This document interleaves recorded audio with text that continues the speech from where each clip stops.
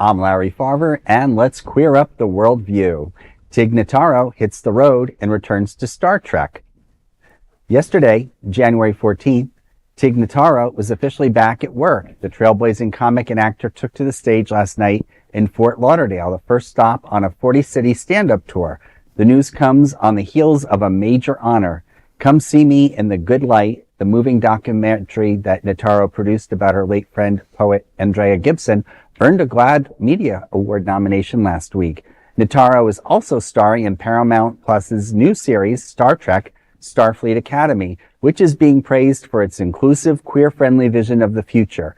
The series centers on a young Starfleet cadets and openly includes their relationships and identities. The cast features several other queer actors, including Notaro, who returns as Commander Jett Reno, queer comedian Gina Yashere as Cadet Master Lura Thok, and Kerrice Brooks as Sam, a sentient hologram, and the first of her kind in the Academy.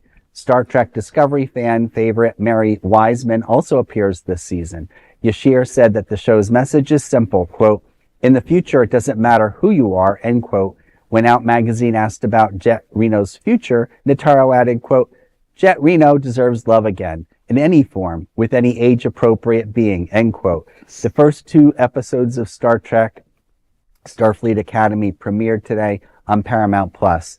Well, I love that they're putting an LGBT character or an actress into something where they're a hero. In this, I understand she is a professor of sorts in the Academy. I listened to a recent interview on NPR. So I definitely want to go out and see it. I think the one thing that the quick quote she makes about everyone deserves love in any shape or form with an age-appropriate being.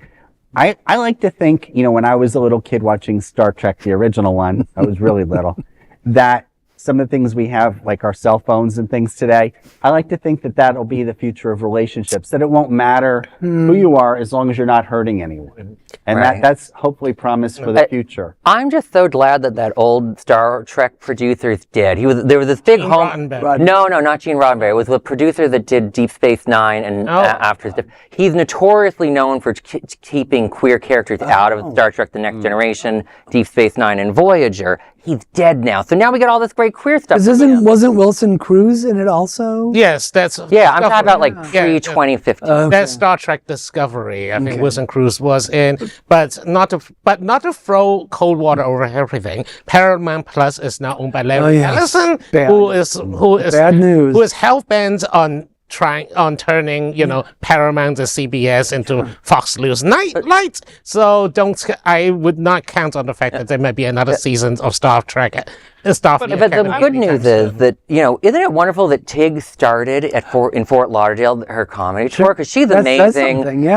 There's a rumor that she might do some fun, weird horror thing with Netflix or something that just sounds absolutely hilarious. I just love everything she does. Well, and she's got that great podcast that she does with Fortune Feimster. And I had the privilege of interviewing Tig in 2011, and I greatly admire her. She's got a very distinctive comedic style, and I really admire that. I mean, I would argue that Star Trek has always been queer-centric. If you think about it, they've always had some sort of intergalactic relationships. I mean, go back to the original Star Trek back in the day. It always gave this kind of hope that you could date whoever you wanted, because they weren't dating just humans. They were intergalactic dating, alien, So, I would say, even though we had somebody who might be taking overtly queer characters out, I would say that Star Trek has always kind of I agree that one because so many actors would go up and is my character queer? No. He'd always block it. The Cardassian and Bashir, the Twinkie guy in Deep Space Nine. They were supposed to be lovers, and he would always poop. But no, you're very spot on that there's always been a queer and remember the first interracial kiss in American television was the original Star Trek. People forget that. Shatner and Nichelle Nichols. Nichols. The only decent thing Shatner's ever done. And also another trivia tidbit, because I'm the queen of trivia. One of the very first gay fan fiction that ever got published was Spock / Kirk. Well, to make people really get mad online, I have my most controversial Star Trek take. I enjoyed the first season of Picard because he was designed to be very different from anything Star Trek, and I liked it. I came in watching it, I loved it. The internet's now going to like crucify me. I don't care. I don't speak Trekkie, so I have no idea what he said. I speak Trek, and I agree with you.